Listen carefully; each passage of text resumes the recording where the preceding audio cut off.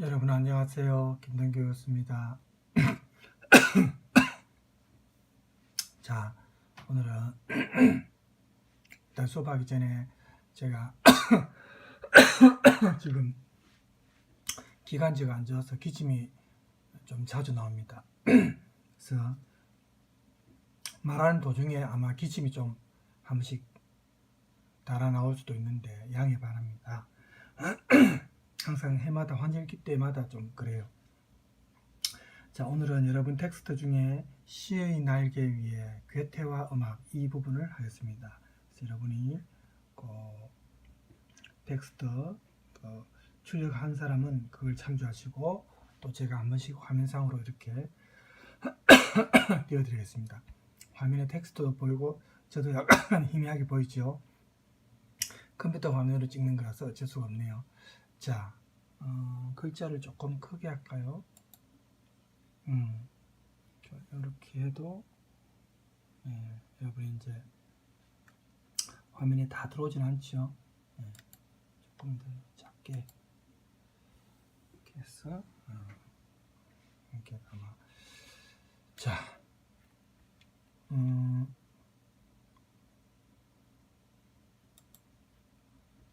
제가 이제 괴테와 음악에 대해서 이제 텍스트 말고도 참고로 이렇게 찾아보다가 보니까 너무 많았습니다. 괴테의 특히 괴테가 어쨌든 시들 중에서 이렇게 가곡과 관련해서 많이 활용이 되었고, 우리가 이제 수업 시간에 했던 들장미 있죠? 그래서 그 노래도 역시 마찬가지입니다. 슈베르트가 괴테의 시에다가 작곡한 겁니다. 그래서 우리가 그때 이제 같이 열심히 불렀던 기억이 나는데 그 가사들을 어쨌든 괴테가 썼다는 거, 우리가 그런 것도 좀 영 수업에 했 내용이니까 또 알고 그죠? 봤으면 좋겠습니다. 그 다음에 이 들장미 같은 경우에 이제 그 배경을 알아보니까 자기가 괴테가 젊은 시절에 또 많은 여인들을 접하고 또 헤어지고 이렇게 자기가 이제 해고할 때 그 당시에 자기가 잘못 판단해서 자기가 실수해서 일어난 그런 일들을 죄책감으로 선 시 중에 하나가 이제 들장미랍니다. 그래서 들장미가 이 소년이 이제 괴테를 이제 상징하는 거죠. 그래서 우리 가사에도 나왔죠. 너를 꺾을 거야 들판의 장미야. 또 장미가 너를 찌를 거야 내가 영원히 나를 기억하도록, 뭐 이런 가사가 나왔죠.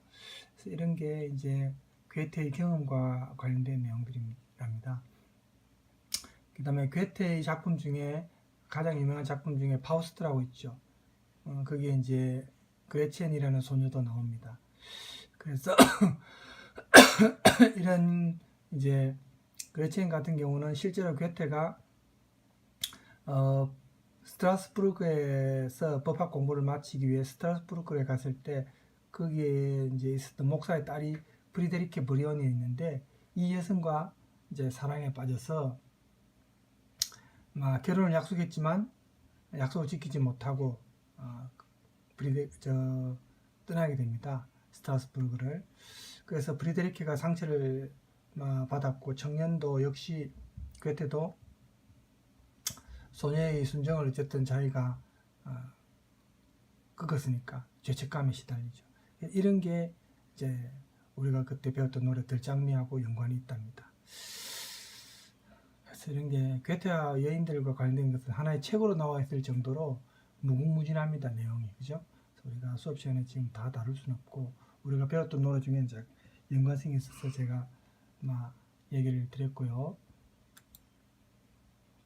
그 다음에 독일 괴테와 관련해서 괴테 가도로가 있는데, 가도 괴테의 글이라고 우리말로 또 의역을 하는 게 더 좋을 것 같아요. 그래서 여기 이제 라이프치히라는 음악의 도시가 있는데 이곳이 이제 연관이 있습니다. 그래서 괴테 가도는 사실 독일의 유명한 관광 코스랍니다.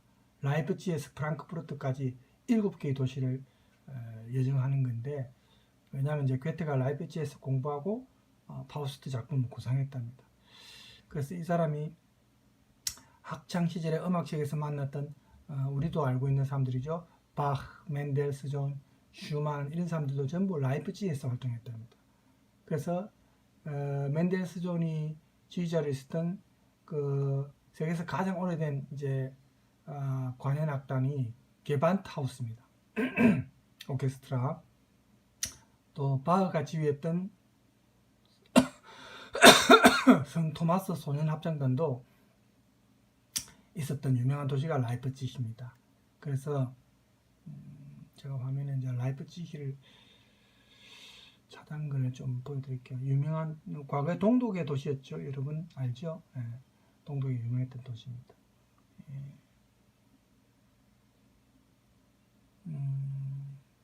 노이에스 라트하우스 여러분 이제 신청사라고 하죠. 시청사 여기에 보면은 이제 그 정보가 이게 나오고 있고 라이프치히에도 피리 부는 사나이가 왔다 갔었나? 그죠? 네, 이게 이제 시청사 옆에 동상이 있습니다. 여기 동상에 보세요. 피리 부는 동상 있죠? 자, 여기에 보면 이제 요한 세바스찬 바흐 동상이 있습니다. 유명한 음악의 아버지라죠. 우리 지선상의 아리아라는 곡 여러분 알죠? 네, 바흐입니다.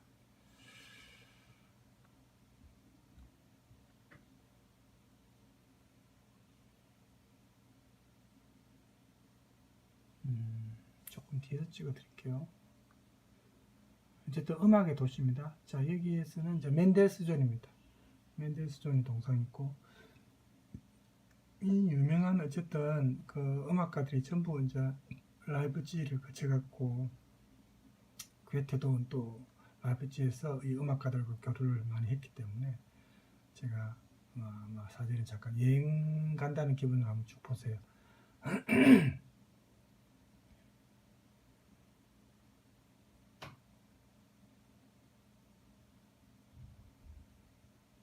라이프치히 대학교입니다. 네.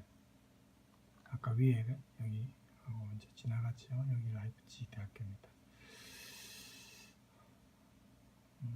상하탑이죠. 대학교 상하탑.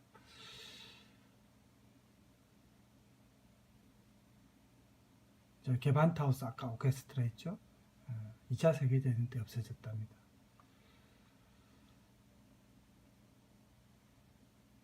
라이프치히의 전망대인 파노라마 타워입니다.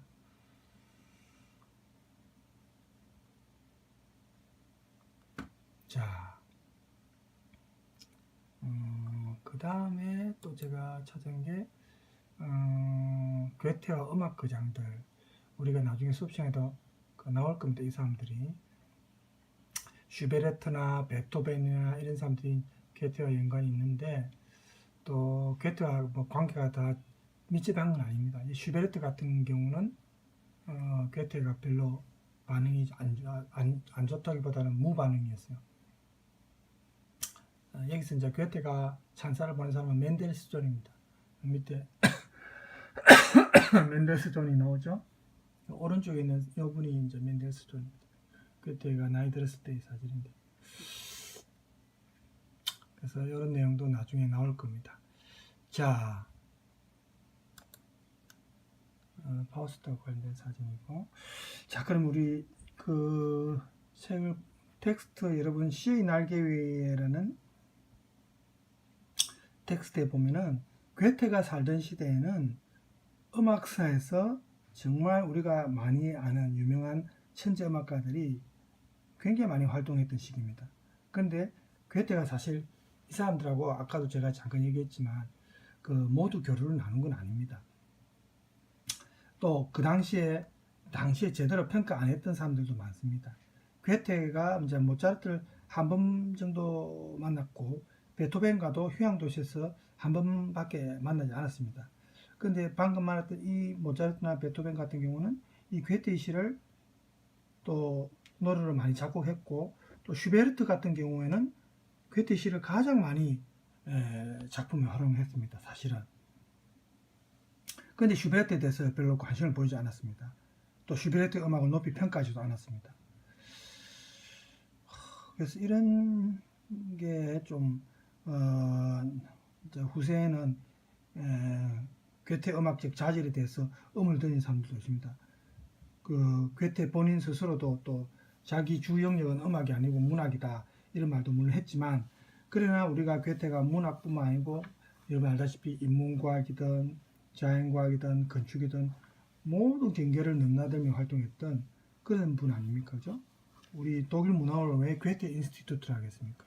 그만큼 괴테가 폭넓은 활동을 했는데, 그래서 괴테 스스로도 뭐 물론 시각적인 것을 좀 더 강조했죠. 보기 위해서 자기가 태어났고 관찰하도록 운명지어졌다 라는 말을 자기가 눈의 인간이라는 말을 한 적도 있지만, 천성적으로 이분은 정말 모든 재능이 결집된 사람입니다. 그래서 이 청각과 관련해서도 우리가 괴테의 음악적 자질에 대해서도 사실은 여러 책을 통해서도 접할 수 있는데, 그래서 괴테가 슈베르트와 관련해서 이제 일화가 좀 많이 있는데, 제가 유튜브에 찾아보니까 슈베르트와 관련해서 그 재미있게 그 내용을 구성한 사람이 있어서 제가 이 내용을 잠깐 보여드리겠습니다. 이걸 잠깐 보고. 배연이의 시브리슈의 배연이에요. 예. 오늘은 너무 일찍 태어나서 자신의 음악이 제대로 빛을 발하지 못했던 슈베르트 이야기를 한번 들어보세요. 슈베르트는 1797년에 태어나서 1828년에 죽어요.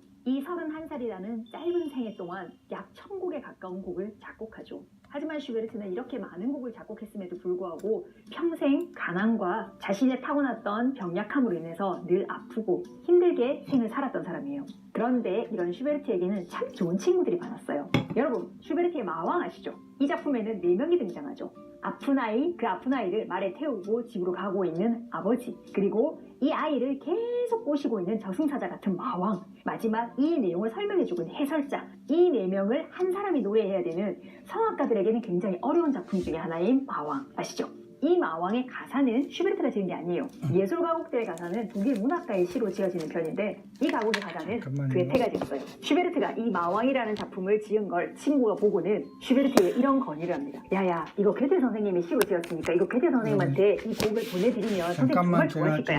우리 보내보자 이렇게 하는 거예요. 그 당시에 괴테는 어느 정도의 위치였을까요? 아시죠? 젊은 베르테르의 슬픔 그리고 파우스트를 썼던 이 괴테는 그 당시에 굉장히 유명한 문학가였어요. 그래서 괴테가 너 글 좀 쓰네 하거나 너 곡 좀 괜찮네 이러면 그냥 뜨는 거였어요. 그래서 슈베르트의 친구들은 슈베르트가 쓴 이 너무 좋은 작품을 괴테 선생님한테 보내서 괴테 선생님이 엄마 슈베르트 너 곡 좀 잘 쓰는구나 라고 한 번만 칭찬해주면 음악계에서 그리고 그 당시에 유럽에서 완전히 뗄 수 있는 좋은 기회였던 거죠. 정작 슈베르트는 아니 뭐 그렇게까지 할 필요가 있을까, 나는 그건 못하겠는데 뭐 이렇게 했었어요. 하지만 친구들이 적극적으로 그럼 내가 대신 해줄게. 그래서 괴테 선생님에게 편지를 쓰고 나는 슈베르트이고 이 곡을 한번 들어봐 주세요 이렇게 해서 그 곡을 괴테한테 보냅니다. 그게 언제냐면 슈베르트가 마왕이라는 작품을 완성한 건 슈베르트가 18살 네, 1815년에 그 곡을 작곡을 하죠. 그리고 1816년 그가 19살 되던 해에 괴테 선생님에게 자신의 곡을 보내게 돼요. 자, 그런데 괴테는 어떤 반응이었을까요?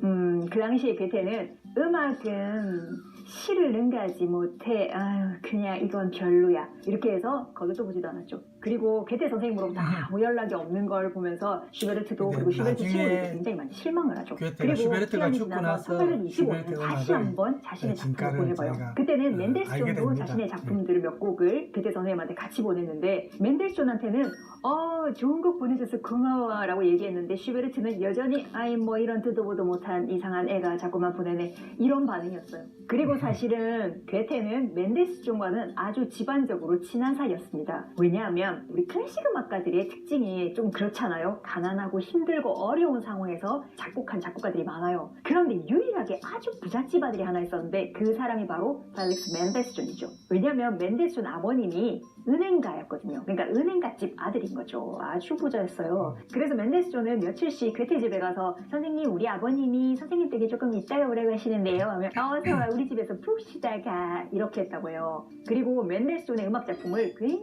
굉장히 좋은 곡이라고 극찬을 했었다고 해요. 슈베르트는 별로라고 하고. 참 안타깝죠. 그러다가 언제 괴테가 슈베르트의 진가를 알게 되냐면 바로 1830년, 괴테가 32년에 죽거든요. 죽기 2해 전. 그때 괴테가 거의 8순 이런 나이가 됐을 때였어요. 그때 어떤 여가수가 슈베르트의 마왕이라는 작품을 괴테 앞에서 불러줬는데 너무나 감동을 한 거예요. 이렇게 좋은 곡을 쓴 사람이 누구예요? 저 만나보고 싶어요 라고 얘기했는데 그분은 돌아가셨습니다. 왜냐면 슈베르트는 1828년에 죽거든요. 그래서 1830년에 이미 슈베르트가 세상에 없었어요. 그리고는 그때 괴테는 굉장히 한탄을 하면서 내가 왜 이렇게 좋은 곡을 못 알아봤을까라고 얘기했다고 해요. 그런데 그도 그럴 것이 슈베르트가 너무 빨리 태어났어요. 괴테만을 원망할 수도 없는 게 정말 낭만주의 작곡가인 쇼팽, 슈베르트, 리스트 이런 사람들이 언제 태어나냐면 멘델슨이 1809년에 태어나고요. 쇼팽과 슈만이 1810년에 태어나요. 그리고 리스트가 1811년에 태어나죠. 그런데 슈베르트는 언제 태어났다고요? 그렇죠. 1797년에 태어나요. 조금만 슈베르트가 늦게 태어났으면, 그래서 1810년대에 그때쯤 태어났으면 그 시대의 그림이 낭만주의 그림으로 많이 바뀌어 있을 때 슈베르트가 그런 작품을 썼다면 그의 천재성을 좀 더 빨리 알 수 있지 않았을까요? 그래서 저는 항상 그런 생각을 해요. 슈베르트가 조금만 늦게 태어났으면 어쩌면 이 아름다운 음악이 더 빛을 발할 수 있었을 거고, 더 좋은 기회가 있어서 직장도 구하고 좀 제대로 된 삶도 살아보고 힘겨운 가난과 싸우지 않고도 조금 더 인정받고 살 수 있는 그런 시대에 이 사람이 태어났으면 어땠을까라는 생각이 들어요. 하지만 슈베르트는 자기를 알아봐 주지 않는 사람들을 원망하지도 않았고 그냥 부야부야 곡을 썼어요. 슈베르트가 죽기 한 해 전에 썼던 겨울나그네 같은 경우는 슈베르트는 죽고 나서 힘들었어요. 가장 가난하고 슈베르트도 몸도 약했거든요. 늘 아프고 이랬었는데도 불구하고 돈이 1,000원이라도 생기면 하다못해 사발면이라도 사 먹으러 가야 되잖아요. 근데 이 사람은 조그마한 돈이 생기면 오선지 사러 가야 되겠어. 그래서 오선지를 사와서 거기에 곡을 적었던 사람이에요. 그래서 슈베르트는 겨울나그네를 쓰면서 이런 말을 했죠. 나는 지금 이 곡을 쓰면서 너무나 춥고 배고프고 힘들다. 하지만 후대 사람들은 내 음악을 들으면서 위로를 받을 거야 라고 얘기했죠. 슈베르트의 초상화를 보면 안경 동그란 거 끼고 굉장히 귀엽게 생겼거든요. 그래서 얘도 귀족집 아들인가 보다 이런 느낌이 드는데 그렇죠. 무척 힘들게 살았던 사람입니다. 오늘은 너무 일찍 태어나서 자신의 음악성을 다른 사람들이 제대로 인정받지 못했던 슈베르트 얘기를 들려드렸는데요. 오늘은 너무나 아름답고 사랑스러운 슈베르트의 작품 한번 들어보시면 어떨까요? 그럼 이렇게 유익하고 재미있고 알찬 내용이 가득한 메시지죠. 구독하기, 좋아요, 그리고 응원의 댓글 많이 남겨주시고 자, 유튜브는 항상 이 구독과 댓글을 강조합니다. 자, 그래서 이건 5월의 노래 이제 괴테 시에서 괴테 시를 그 배경음악과 함께 소개하는 내용인데 제가 찾다가 그래서 이 부분은 놔두고 이제 파우스트의 한 작품이죠. 이제 아까 그 이제 슈베르트와 관련된 내용을 잠깐 들었는데 다시 괴테로 돌아갑시다. 슈베르트 마왕 나오면 그때 또 얘기하기로 하고요. 그래서 이래 보면은 자신의 어떤 그 시적 천재성이 이제 가장 뛰어났던 시기가 괴테 같은 경우에 1796년부터 1806년 사이랍니다. 그래서 괴테가 하여튼 그냥 시인이라 안 하고 보통 우리가 음악적 시인이라고 말을 하는데 이 괴테가 바로크 말기에서 낭만주의에 이르기까지 이제 보통 그 시기에 가장 좀 풍부한 그런 어떤 음악적인 지식을 많이 이제 배웠습니다. 가지게 되는데 괴테가 어쨌든 이러한 풍부한 음악적 지식을 보통 우리가 사조를 보면 고전주의나 낭만주의에 이르는 그 시기입니다. 그래서 이런 음악적 미학이라고 할까요? 또 음악 이론에 있어서 많은 이제 영향을 끼치게 되는데 괴테의 서정시가 특히 고전주의 음악에서부터 낭만주의 음악에 이르기까지 수많은 작곡가들에 의해서 노래로 이제 작곡이 됩니다. 그래서 우리가 알고 있는 어쨌든 음악 예술에 정말 영향을 많이 끼친 분이 괴테입니다. 그래서 괴테의 시를 노래를 만드는 것, 다시 말해 이제 시의 노래를 붙여서 지금 자꾸 나와요. 곡을 만드는 것을 독일 가곡사에서 음악 장르로서 가곡의 절정기를 이루게 한 역할을 합니다. 독일 가곡이 가장 융성했던 시기가 이 괴테의 시가 굉장히 결정적 영향을 끼친 겁니다. 그래서 이제 우리가 오늘 보는 이 글도 그 음악적 시인으로서의 괴테와 그의 음악관에 대해서 한번 알아보려는 게 의도입니다. 또 우리가 알고 있는 음악 장르로서의 예술가곡, 독일 예술가곡이라고 우리 보통 말을 하죠. 이 예술가곡과 괴테의 이 예술가곡에 대한 어떤 미학, 거기에 대해서도 잠깐 보도록 하겠습니다. 자, 그러면 여러분 텍스트 이제 본문으로 들어가면 음악적 시인으로서의 괴테라는 부분 있죠. 자, 이 부분 있죠. 이 부분을 여러분이 참조하면서 보세요. 사실은 괴테는 우리가 워낙 괴테 이분의 문학 작품에 대해서 우리가 많이 다루다 보니까 음악에 관련해서는 사실은 많이 주목을 안 하게 됩니다. 그렇죠? 그래서 괴테와 음악의 관계에 대해서 다루는 책이 로맹 롤랑의 책이 있습니다. 괴테와 베토벤이라는 책입니다. 음악의 거장인 베토벤과 문학의 거장인 괴테에 대한 이야기가 이제 나옵니다. 그래서 거기에 이제 여러분이 여기에 인용된 부분 있죠? 여기 보면은 이런 내용이 나오죠. 괴테와 음악의 관계에 대한 괴테와 음악의 관계에 대한 홀대, 즉 이제 우리가 주목을 많이 안 한 거죠.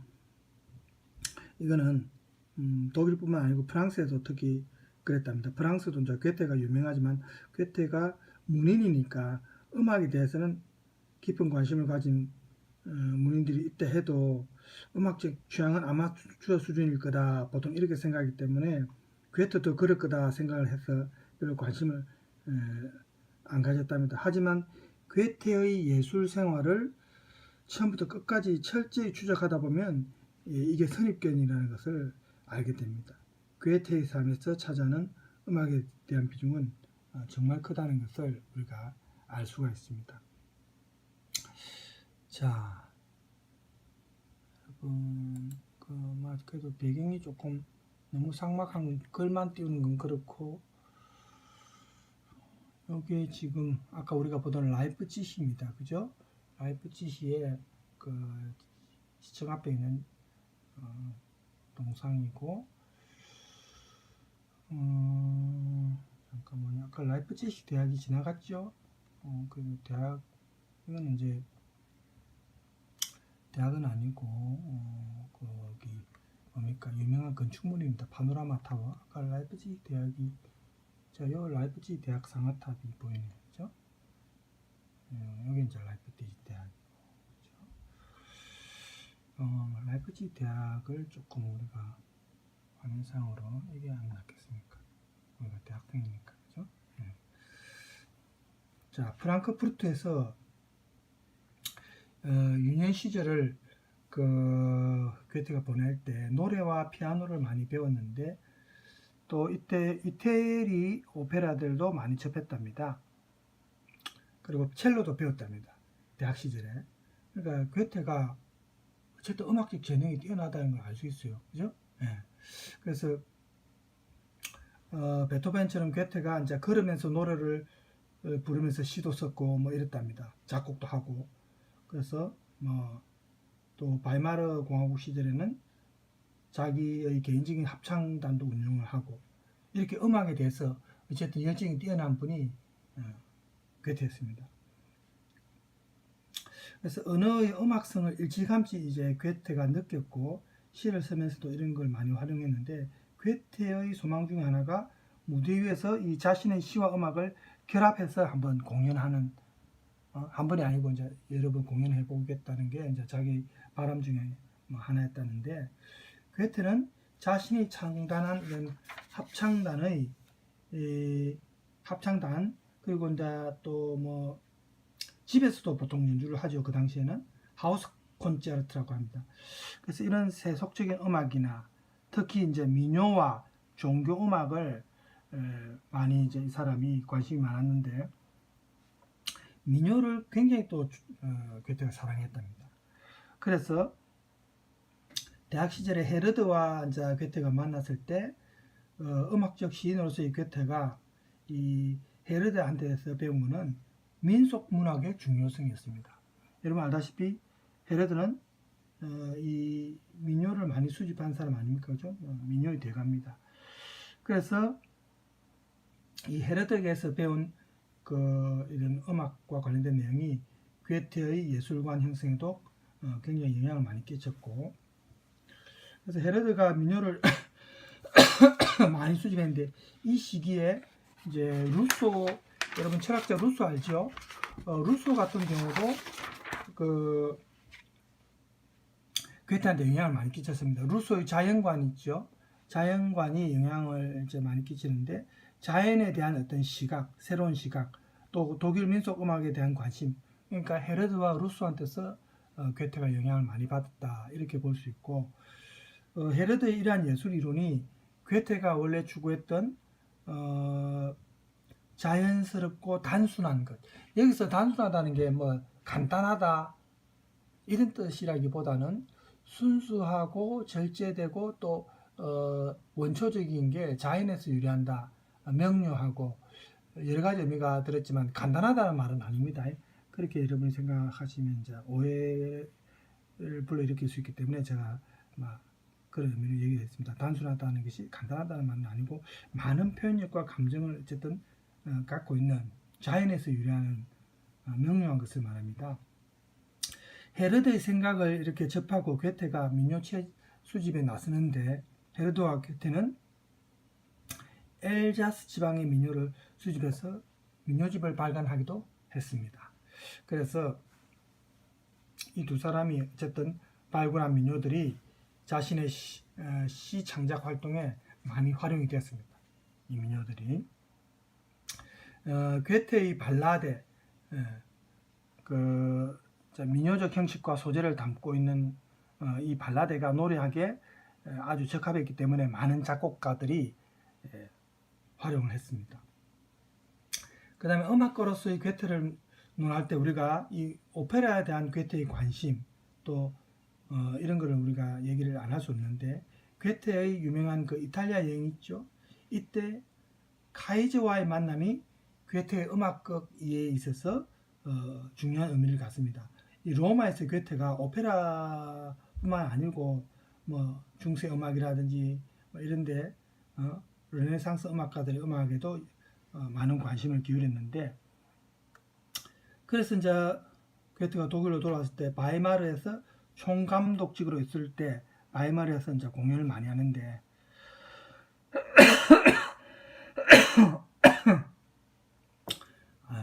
기침 자꾸 나와서 죄송합니다.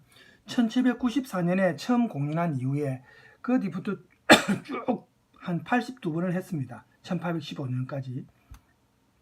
그런데 가장 무대에 많이 오른 작품이 모차르트의 마술필입니다. 우리 보통 마적이라고 옛날에는 했어요. 그래서 저도 학교 다닐 때 마적이라 하면은 무슨 도적대가 이랬는데 그게 아니고 마술필이를 한자어로 필이 적자 있죠. 그래서 마적이랬답니다. 이 참 번역의 중요성이 이런 걸 보면 우리가 알 수 있는데, 그죠? 그래서 이게 절대로 여러분 도덕대 아닙니다. 또 오해할까봐 제가 두 개 하니까 여러분 헷갈리죠? 여기 이제 라이프치히 대학 정문이, 자, 요거를 한번 합시다. 조금 더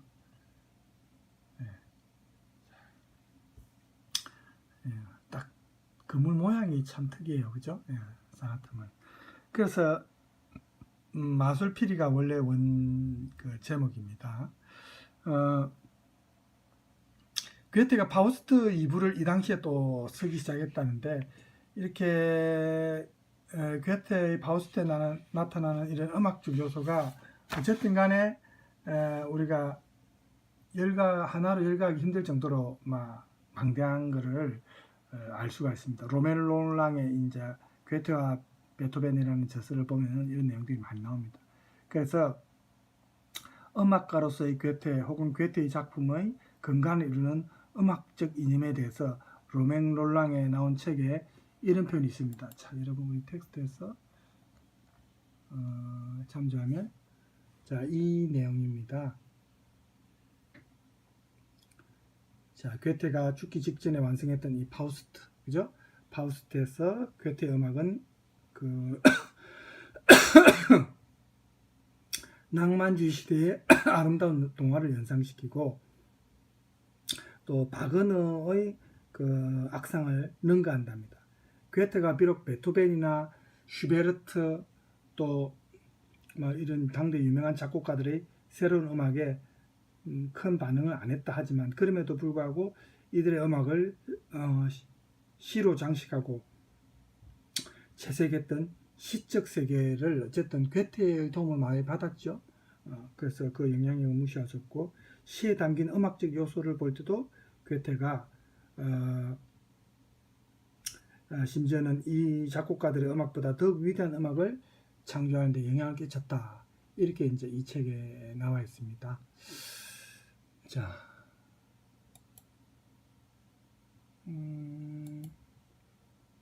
이쯤에서 괴테의 시를 하나 들어볼까 싶습니다. 유명한 시 중에 이제 5월의 노래라고 있는데 자, 가사가 다 여러분 보여야 될 건데 자, 이 정도 이제 한번 가사 보이죠? 가사보다 제 얼굴이 더 선명하네요. 네. 자, 잠깐만요. 자, 제 얼굴이 보이면 여러분 조금 방해받죠? 가사에 음미해야 되는데.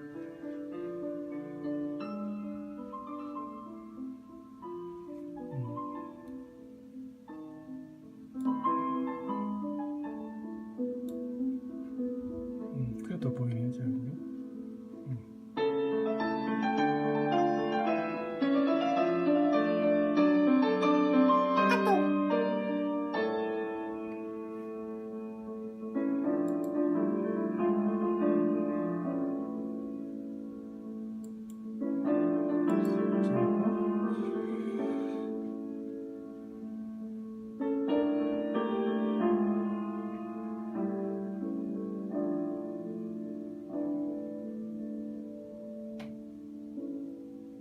조금 어역한 가사입니다. 독일어 원어로 하면 조금 우리가 자연스럽지 못하기 때문에 어역을 조금 한 가사들입니다.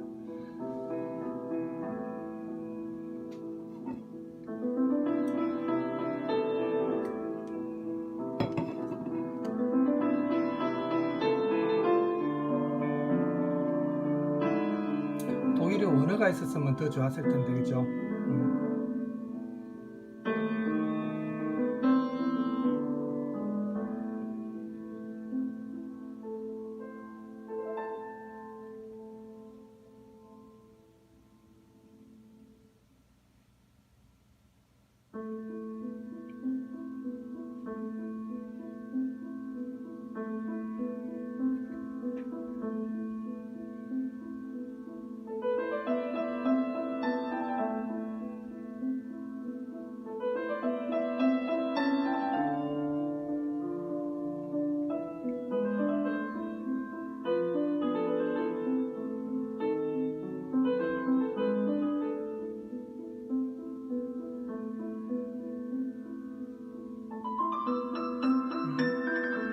가사 눈에 다 들어오죠?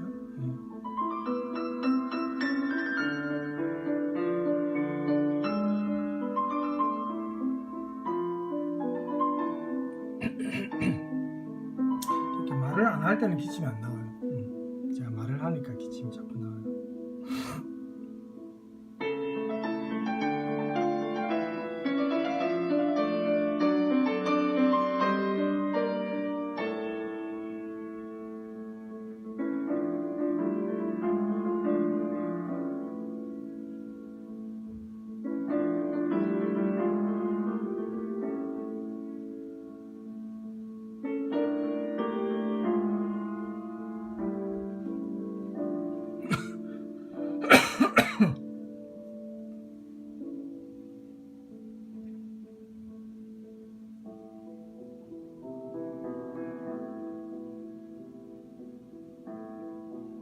지금 우리도 이제 5월달 아닙니까? 5월달 사실은 그 대학 캠퍼스에 이제 우리가 오프라인 수업을 했으면은 행사도 많고 그런데 올해 5월은 좀 예년하고 다른 것 같습니다.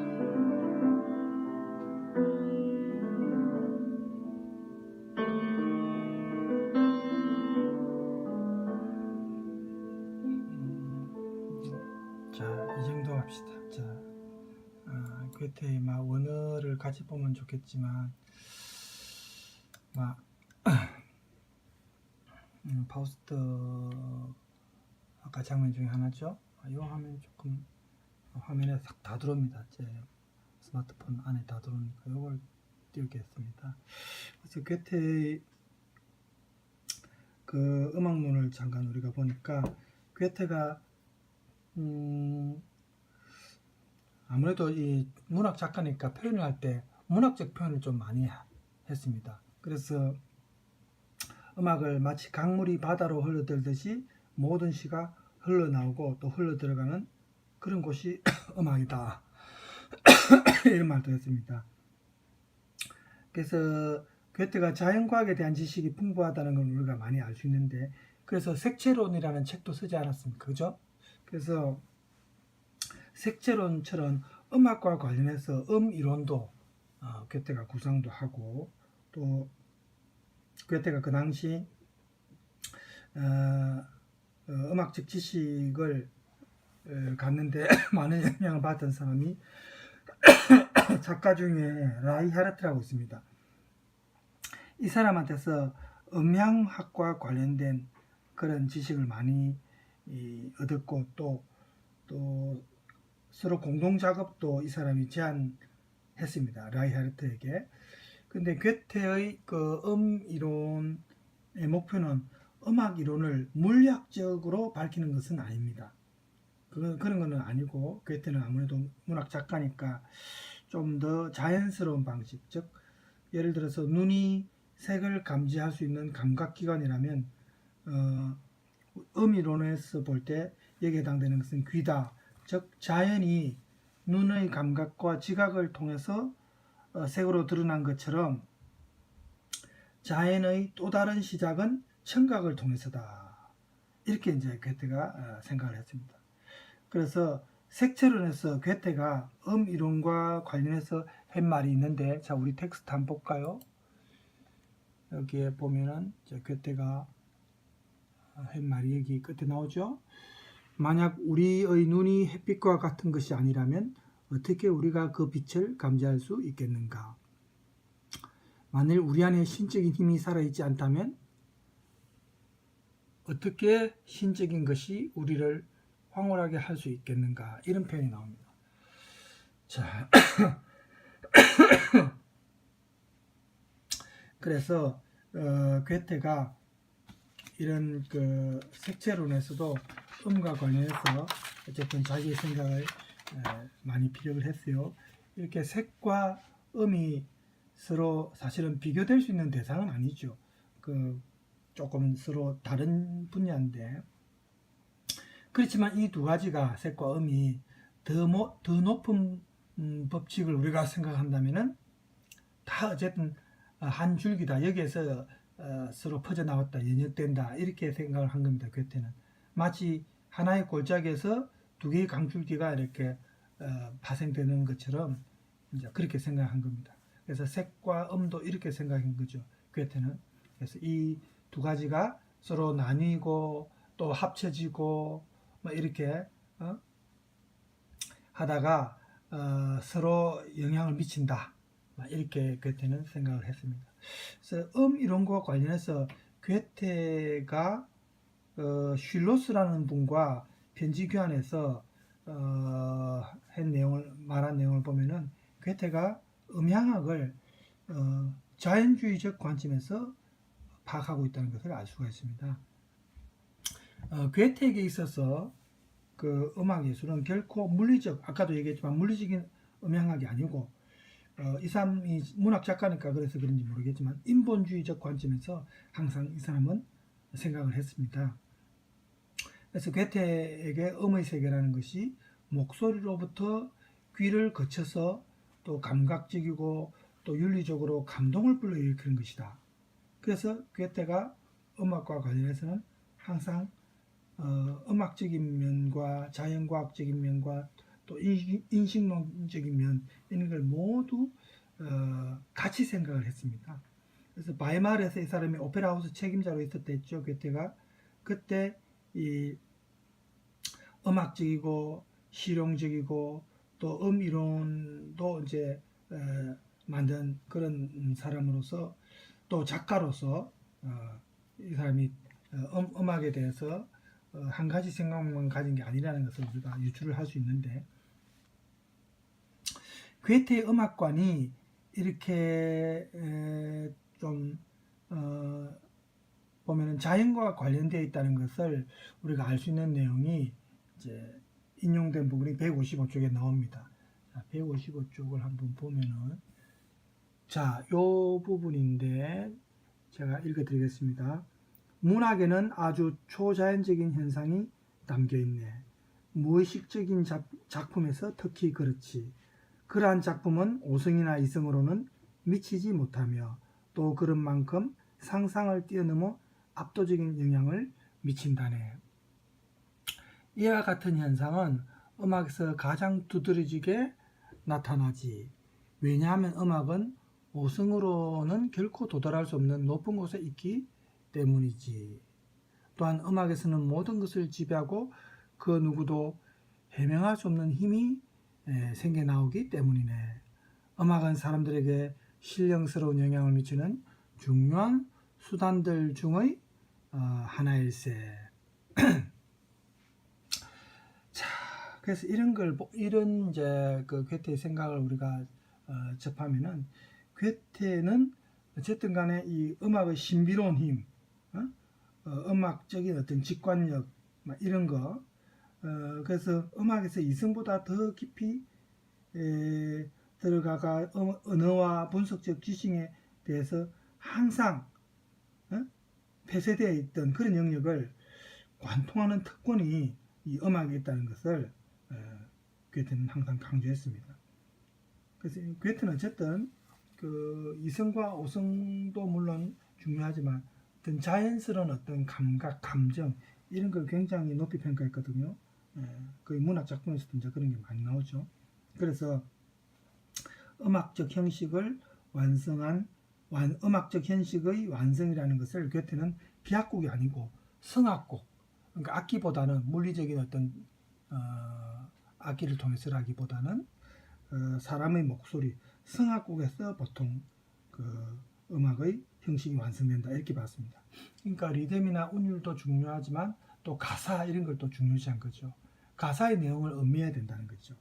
역시 문학가다운 발상이라고도 볼 수 있는데, 그래서 어떤 가곡 중에서도 이제 아리아와 이런 거 여기에 대해서도 이제 괴테가 한 말이 있습니다. 한 말을 잠깐 보면 이렇네요. 대사는 여기 나오죠? 어디 있죠? 여기 다운표 있죠? 대사는 매끄러운 금반지 같아야 한다. 그리고 아리아와 가곡들은 여러분들한테 보여드리겠습니다. 그 위에 박힌 보석 같은 것이어야 한다. 이런 말을 이제 괴테가 했습니다. 그죠? 자, 이제 뭐 문학적 표현이니까 우리가 금방 와닿지는 않지만 대사는 매끄러운 금반지 같아야 한다.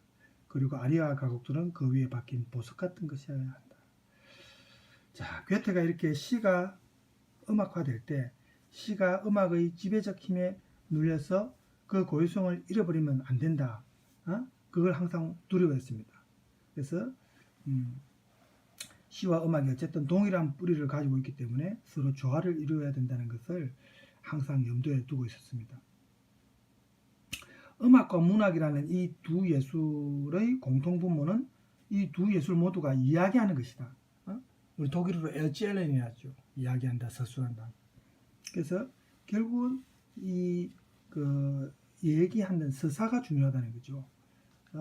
그리고 그 밑바탕에 이제 리듬이 또 배경으로서 작용을 할 수 있고, 그래서 음악을 듣는 것은 독서를 하는 것처럼 시간의 흐름 속에서 우리에게 이야기를 전달하는 것이다. 이렇게 이제 괴테는 생각을 했습니다.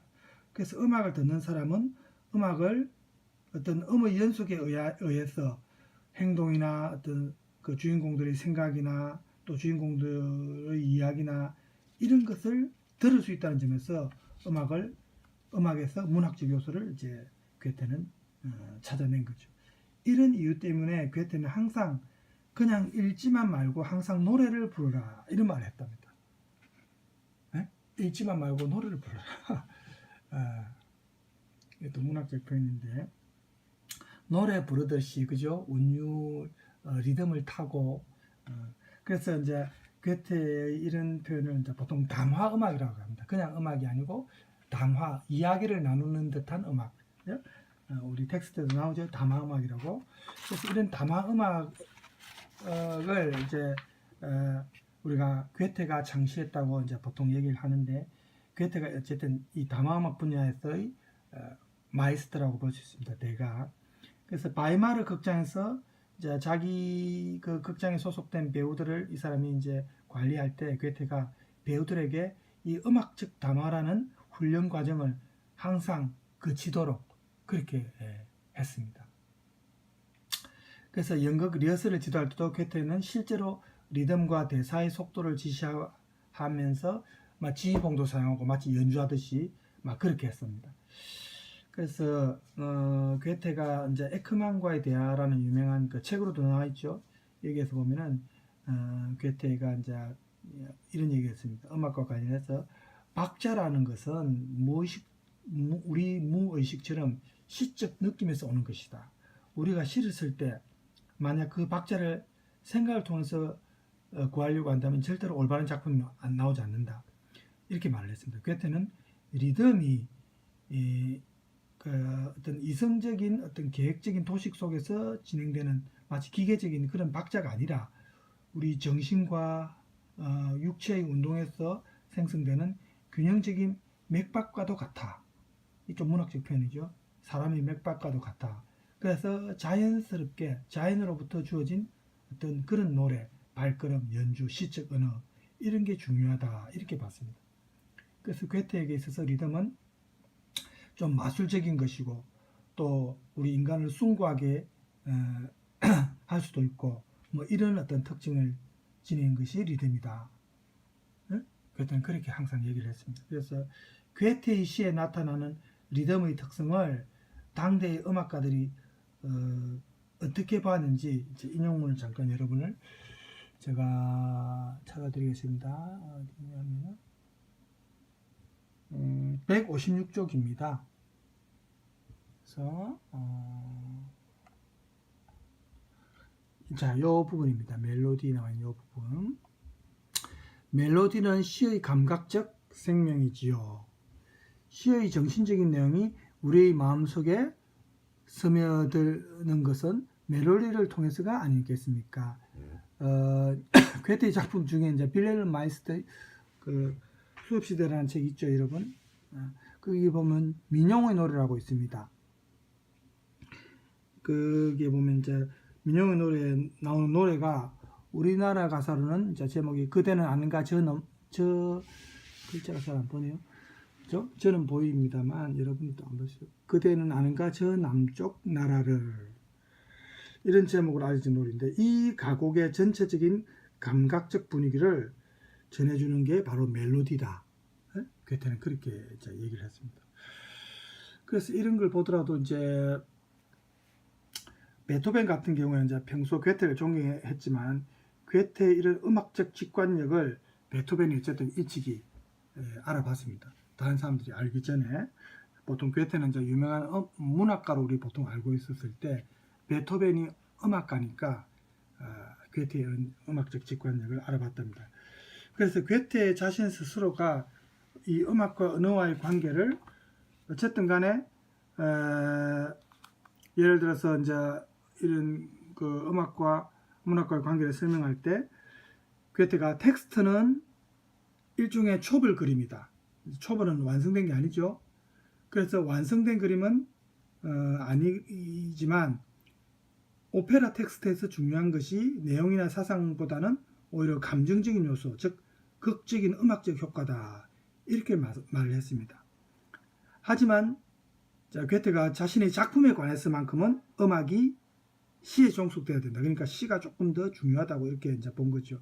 같이 물론 음악과 시가 조화를 이루어야 되지만 만약에 이제 약간의 비중을 준다면은 음악이 시에 종속되면서 조화를 이루어야 된다. 이렇게 본 겁니다.